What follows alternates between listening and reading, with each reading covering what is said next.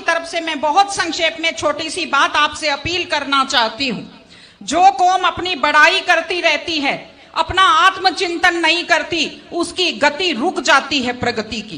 पहले भी बात कही गई, लेकिन मैं 3 चीजों की तरफ आपका ध्यान दिलाना चाहती हूं। हमारी युवा पीढ़ी बड़ी आकर्षित हो रही है। एक नशे की आदत, एक अपराधों की तरफ आकर्षण और एक लापरवाह तेज ड्राइविंग के प्रति आकर्षण। महिलाओं के नाम से लॉटरी डाली एप्लीकेशन लगाते हैं और महिला जो घर की लक्ष्मी होती है उसका नाम बाजार में दारू के ठेके के ऊपर लिख देते हैं। एक खास चीज जो मैंने देखी बड़ी नकारात्मक, अपनी अपनी जाति के अपराधियों का पक्ष लेना शुरू कर दिया है। सबने पितर बना दिया है अपनी अपनी जाति के अपराधियों को। ये अपराधी खुद बर्बाद होते हैं और अपने पीछे पूरी युवा पीढ़ी को बर्बाद करते हैं। मैं आपको एक उदाहरण देती हूं।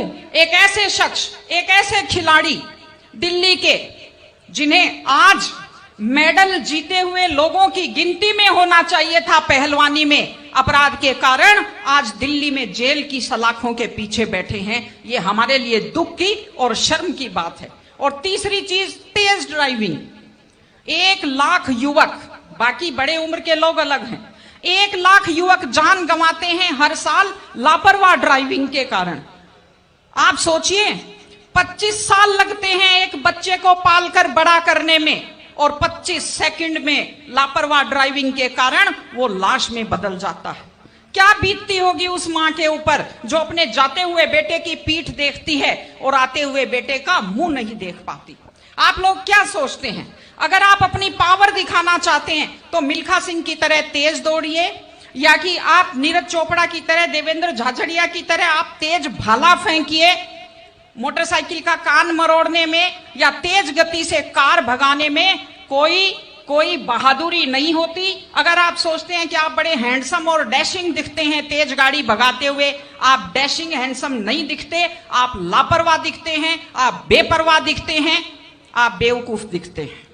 इसलिए कम से कम सड़क पर जब भी गाड़ी चलाएं, आप ध्यान से गाड़ी चलाइए। आपकी जिंदगी आपके माता पिता की भी है। एक छोटी सी चीज और कहना चाहती हूं। हमारे बुजुर्ग हमें जब पालते हैं, जो लोग खेती से बच्चों को पढ़ाते हैं, जो लोग छोटी आमदनी में बच्चों को पढ़ाते हैं, उनकी पूरी उम्र खप जाती है अपने बच्चों की जिंदगी बनाने में।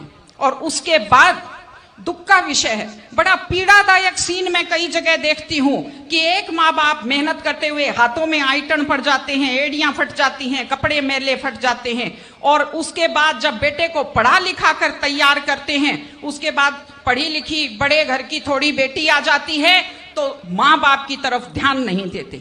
आज हमारे 60-70% घरों में हालत यह है कि बुजुर्गों को रोटी तो मिल रही है लेकिन इज्जत से रोटी नहीं मिल रही। इस चीज को बदलने की जरूरत है।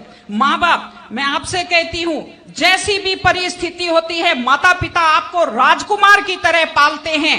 आपकी भी ड्यूटी है, जैसी आपकी हैसियत है, बुढ़ापे में उनको बादशाहों की तरह से रखिए, उनकी सेवा कीजिए, उनका सम्मान कीजिए। इस तरह से माता पिता की सेवा कीजिए। वो अपनी जिंदगी आपके लिए कुर्बान कर देते हैं। और माताएं बहनें बैठी हैं, एक छोटी सी लास्ट बात जो मैं कह रही हूं, बेटियों को समझदार बनाइए, बेटियों को बेटा मत बनाइए, क्योंकि बेटे तो लापरवाह होते हैं। बेटियों को समझदार बेटी बनाइए।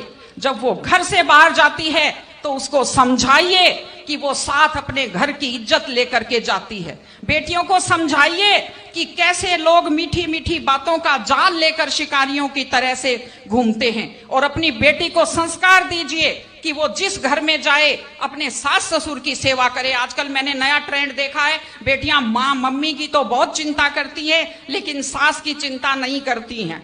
ये गलत चीज है।